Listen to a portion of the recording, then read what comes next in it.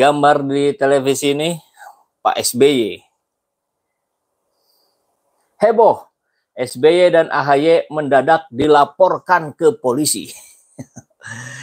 Ini ngeri kali ya. Kalau kita lihat dalam beberapa hari yang lalu Pak SBY bicara turun gunung, kemudian mengatakan ada indikasi kecurangan, dan itu rupanya dilaporkan. Wah, ini ngeri ya. Usai dilaporkan ke Bareskrim, berarti sebelumnya sudah dilaporkan ke Bareskrim ini SBY dan AHY. Kini mantan Presiden SBY dan putranya AHY dilaporkan ke Polda Metro Jaya. Kali ini SBY dan putra sulungnya AHY dilaporkan oleh Nusa Ina Connection. Nusa Ina Connection terkait isi pidatonya yang menyinggung bakal adanya kecurangan di pemilu 2024 mendatang. Terkait isi pidatonya yang menyinggung bakal adanya kecurangan di pemilu 2024 mendatang. Koordinator Nusa Ina Connection Abdullah Kelri mengatakan isi pidato mantan presiden ke-6 itu diduga kuat ada unsur fitnah terhadap kepala negara.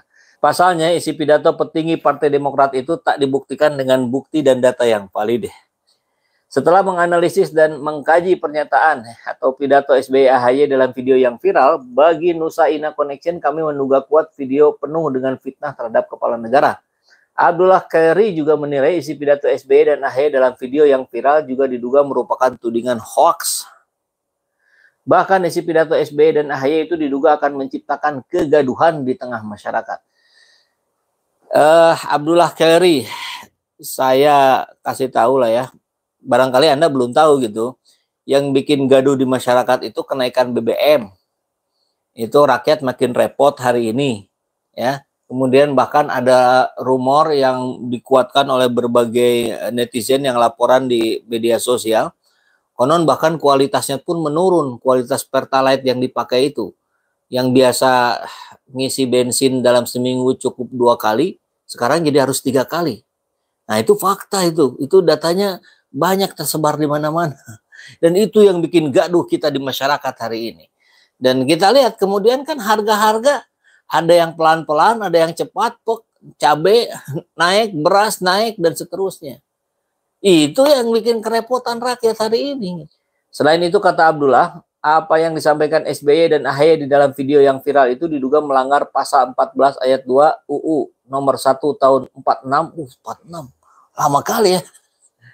Tentang menyiarkan suatu berita yang dapat membuat keonaran di kalangan rakyat. Aduh, saya nggak paham urusan begini ya. Mungkin pengacaranya pasti bisa mengcounter. Dan juga bisa disangkakan pasal 15 Undang-Undang nomor 1 tahun 46 tentang menyiarkan kabar yang tidak pasti. Waduh, kalau menyiarkan kabar yang tidak pasti itu gimana ya? Kan judulnya menduga misalkan ya, memprediksi. BMKG bisa kena pasal ini dong kalau gitu. Karena menyiarkan kabar yang tidak pasti. Ancaman penjara setinggi-tinggi 3 tahun dan pasal 15 terancam 2 tahun. Karena itu, pria yang akrab disapa Kelri berharap pihak kepolisian segera menuntaskan persoalan apa yang dituding SBY dan AHY ini. Besar harapan kami agar pihak kepolisian dapat mempermudah penyelesaian persoalan ini hingga tuntas. Ngeri. Nah, saya kira ternyata bukan Nusa Ina Connection saja yang melaporkan. Ini seperti ada gerakan yang terencana masif di belakang untuk menggedor ini, untuk melaporkan SBY dan AHY. Kita lihat di kabar berikutnya, ini termasuk sangkalannya. GPNI Pontianak laporkan SBY dan AHY atas dugaan tindak pidana. Sama ya, Undang-Undang ITE. Beredarnya 3 video berisi pernyataan dari SBY dan AHY. Ketua DPC Gerakan Pemuda Nasionalis Indonesia. Wah, nasionalis. Pontianak King Abdul Aziz, kayak nama Raja Arab ya, melaporkan kasus tersebut ke Polresta Pontianak Sabtu dan akan melanjutkan laporannya ke Polda Kalimantan.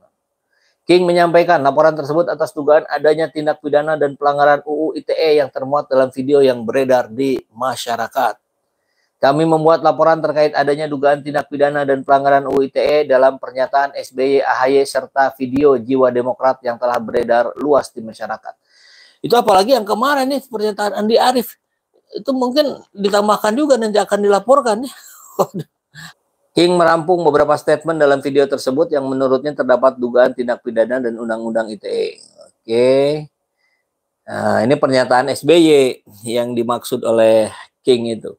Saya mendengar mengetahui tanda-tanda pemilu 2024 bisa tidak jujur dan tidak adil. Konon akan diatur dalam pemilihan presiden nanti yang hanya diinginkan oleh mereka.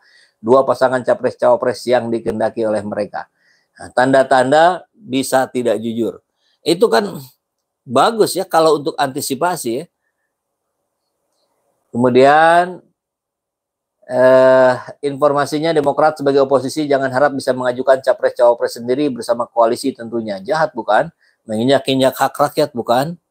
Pikiran seperti itu batil. Dan ingat, selama 10 tahun dulu kita di pemerintahan 2 kali menyelenggarakan pemilu termasuk Pilpres. Demokrat tidak pernah melakukan kebatilan seperti itu. Dalam video, 3 video itu disangkakan melanggar pasal 27 ayat 3 junto. Aduh pusing saya kalau sudah begini nih pasal ini junto, pasal begini junto. Sudahlah pokoknya intinya begitulah melanggar UU ITE katanya. Ini ada sanggahan dari Kang Herman Khairon. Sindir pelapor hanya cari panggung. Herman Khairon .2 pernyataan SBY dan AHY tidak langgar hukum. Oke, menarik ya ini kalau jelas tidak langgar hukum kan harusnya nggak repot-repot dilaporin ke polisi karena ngabisin effort saja, toh ujungnya tidak apa-apa gitu, tidak melanggar hukum.